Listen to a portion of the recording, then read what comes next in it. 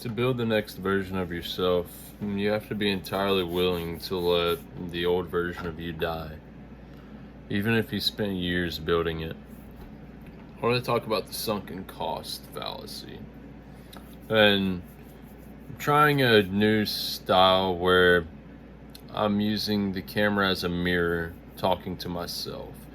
And I have some philosophical stuff posted in the background that I may refer to. Some stuff from Seneca, from Nietzsche, and Joseph Campbell. And I may get to that.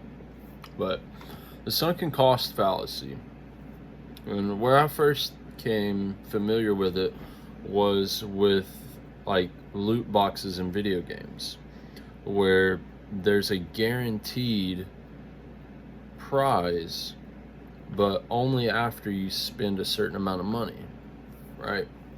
But there's also a chance of getting that prize if you spend one token.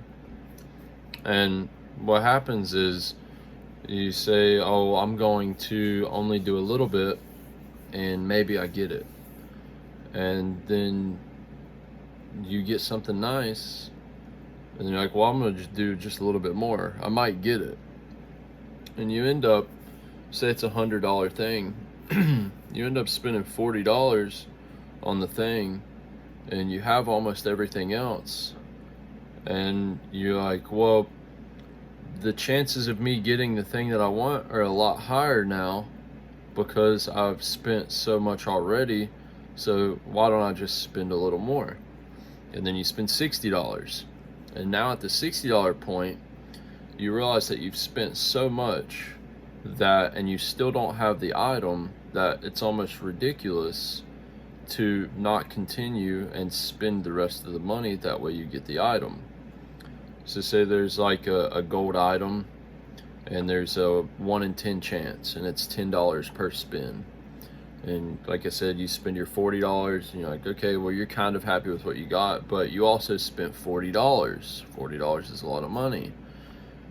Well, now you have a 1 in 6 chance instead of a 1 in 10 chance. You're like, well, I could get the thing. And I realized how predatory that stuff was. That you end up, spending a lot of your focus and your money trying to get the thing. And though in the loot box it's guaranteed, what has been played on is the sunken cost fallacy in your mind. I think a lot of us do that with our lives and the things that we give attention to. Kind of like, and another way to relate it to another video game is seeing a game die. Like recently, Destiny 2 is dead. And for a very long time, I had played Destiny 2. Well, let me clear my throat. I played Destiny 2 for a very long time, and I put a lot of time into accumulating items and making builds and so on. And I didn't want to play another game because I truly enjoyed the game. But then I came back to it after having quit and realized how much time that I had put into it. It was a lot easier for me to step away from it the second time, but the first time I was like very happy with playing the game. There's so many things about it. But it got to a point to where there was nothing else to achieve, no more reason to play it. But I had played it so much and had achieved so much that I continued playing it because I had already spent so much time achieving the things that I wanted to achieve. Learning speed runs and getting rare items, getting god rolls. If you know the game, you know what that is. But it's like a 1 in 40 chance to get a particular item that you can use in a particular build to be able to fight certain monsters and so on. It's very cool, but you spend so much time that I didn't play any other games at the time. And I think how that relates to life is, we know that we have a finite amount of time, but to like really quantify the amount of time that we have is, it's like scary in a way, but it's also romantic, where if you're like, well, this is what I've always done, why would I quit? This is what I've always done.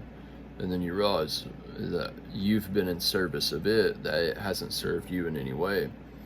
And you're like, holy shit, I fucked up. But only when you quantify how much time you truly have left. Like, if I live to be 100 years old, I have until 2095. And now looking at 2095, that's another 70 years. And whenever you break it down into a weeks, I mean, it's not a lot of time. It is a lot of time, relatively, but like, it's not a lot.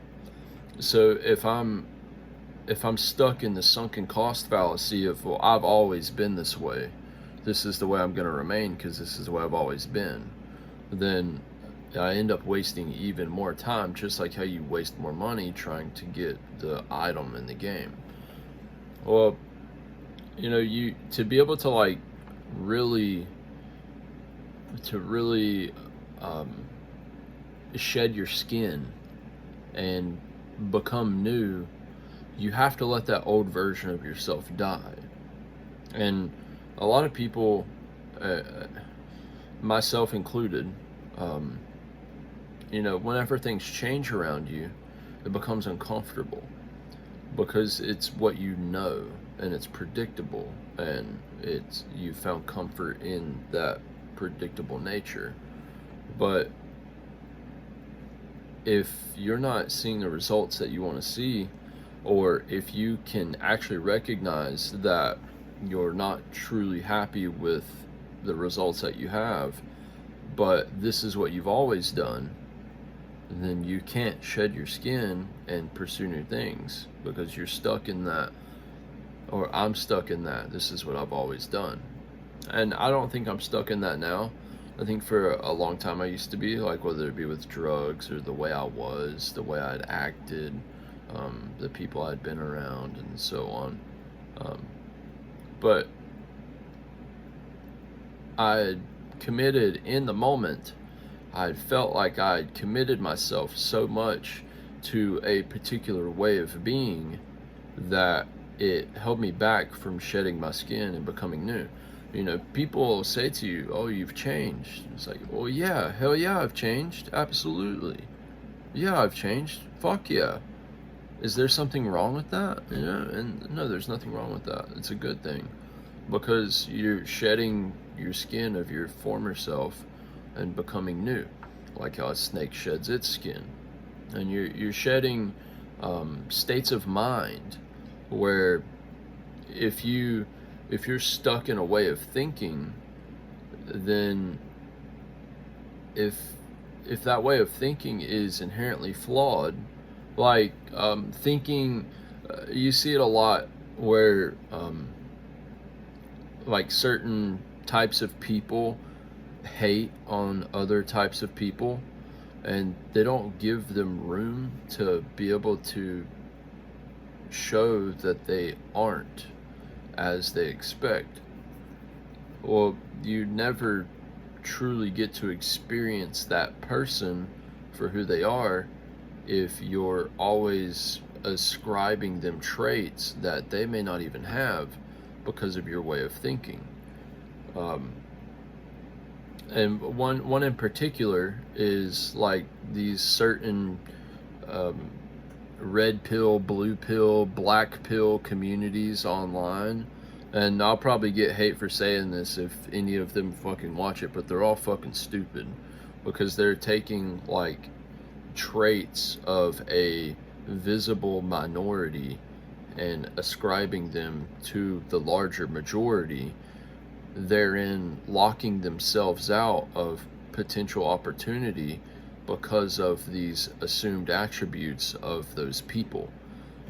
And that particularly being women, like saying all women are this way. That's not true. It's just not.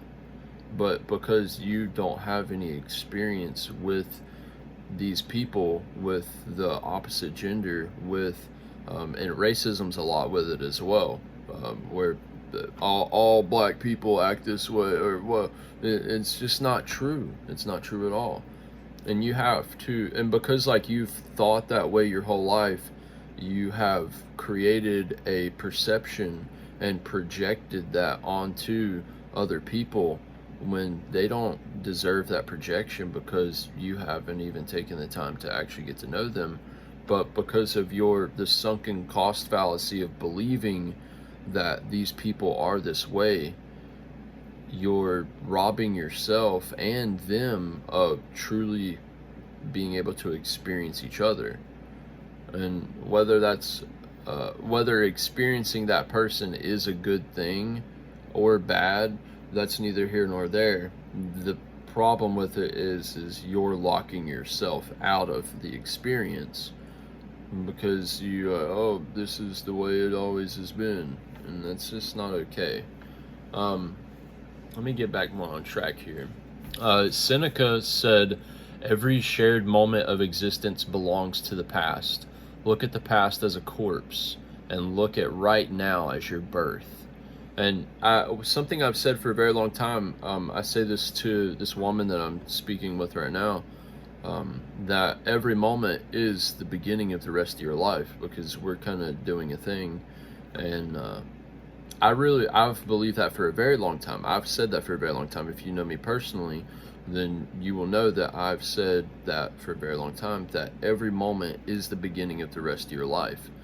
And even right now in this moment, it is the beginning of the rest of your life. And if you see right now as your birth, you see it as the beginning.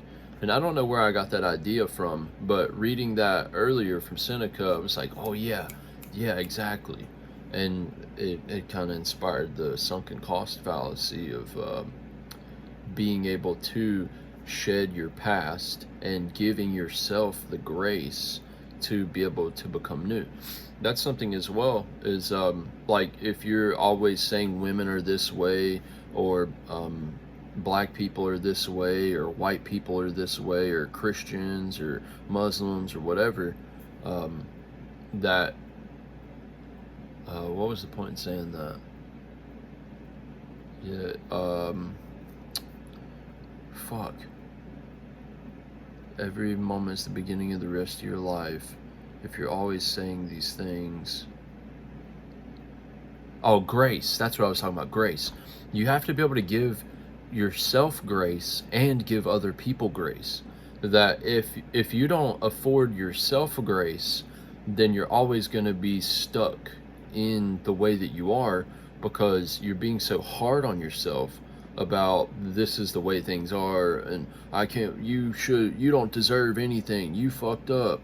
Or if you don't give somebody else grace, like if you say the things that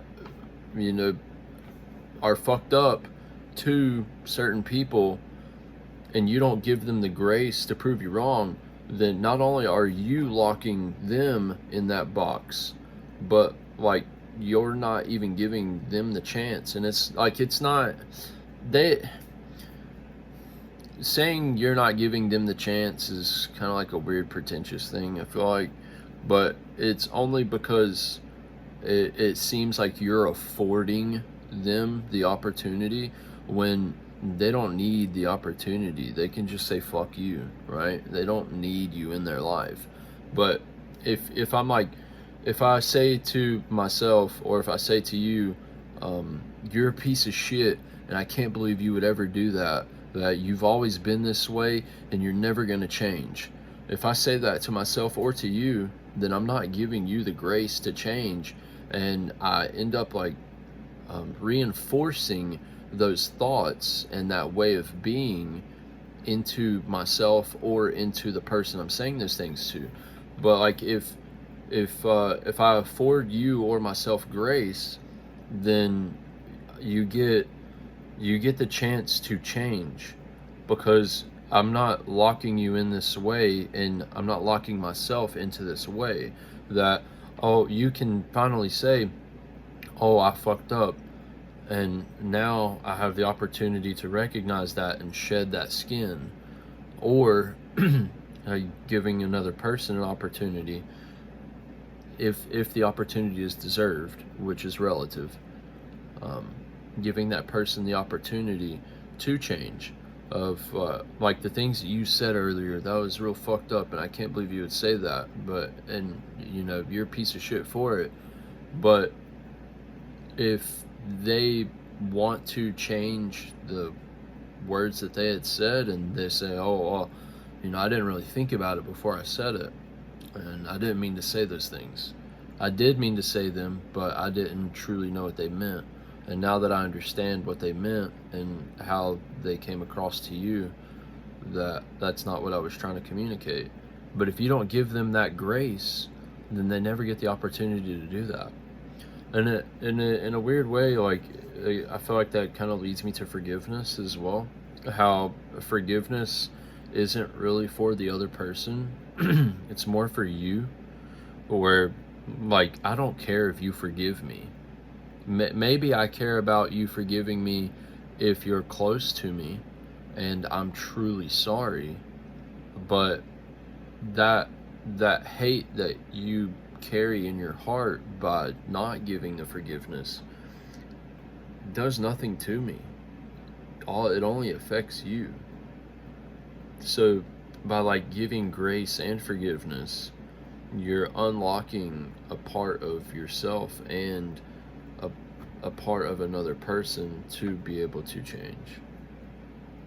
The sunken cost fallacy really fucks people up, because if you know the job that you're working isn't good and it's not helping you and you're not in the place that you want to be in life, but this is who you've always been, or this is the way things are, or whatever, then you never give yourself the opportunity to do more and to be better. So consider where you might be participating in this fallacy and how you can identify it and change, and give yourself the grace to change, and forgive yourself and the people around you for the things that they have done to you or you have done unto yourself. And in that grace and recognizing these fallacies, may you pursue excellence, and may you inspire others to be more excellent. That would be cool. That would be really cool. We'll come back to this topic in a later time. These early videos, I say early videos even though this is my most current video, these early videos are kind of like really idea journals in a sense, where I'm going to be able to come back to these videos in months or years and glean information and insights from them. And because of my own personal growth, that I will be able to reapproach the subject and talk about them in a new way with new perspective. But it's really cool being able to put these ideas down and record these thoughts and share them with other people. I like it a lot. I really like the exploration of thoughts and ideas and the conversations that have no end, where like the conversations where you have with someone and you both, there's no end to it, you both are just like, you decide that the conversations are like, well, yeah, fuck, shit, I don't have anything else to say about that. Yeah, those are some cool conversations. You can really get a lot out of them. But you have to be willing to have those conversations. They're hard conversations to have because they shake the foundation of the constructs of your mind and the world that you live in and the way you see things. But that's where like real perspective comes in and is offered. Real growth can happen. You can take that foundation and like really make it big. But also don't become like, fucking delusional and deluded in yourself, thinking like, oh yeah, I have such a big foundation in my mind. The only thing I know is I know nothing. And I just like to explore ideas. And the more I learn, the more I realize that I don't know. Whether that be about myself, the world around me, or just life in general. that my mind is seeking into the darkness, and the further it seeks, the more darkness it sees, which just gives me more room to seek for more, which that's cool as fuck too. Man, philosophy and like the pursuit of knowledge and all that shit is fucking badass. And to be a philosopher is to be a philo of Sophia, a lover of wisdom. Pretty cool shit, man. But y'all have a good rest of the night. I just want to hop on here, talk. I wanted to show up. You know, we got some other topics that we're going to talk about over the next couple of days. We got a lot of things going on, a lot of good things. We're working hard as fuck. My injury has gotten better. It's on my it's on my back. It's gotten better. Thank you to my brother Nick. He helped out a lot with some guidance with that, and he did some things to be able to take care of it, but also, you know, stretching and just taking care of myself as well. But y'all take care, man. I'll make an actual like life update video. I don't need to make a life update video because I don't need to like, this is all the, I need validation for the progress. I get on here to talk about ideas, you know, but also, you know, you're gonna see the physique, motherfucker. Alright, y'all take care, man. Remember, no excuses, only results. Show up for yourself and show up for the people that show up for you. Y'all take care.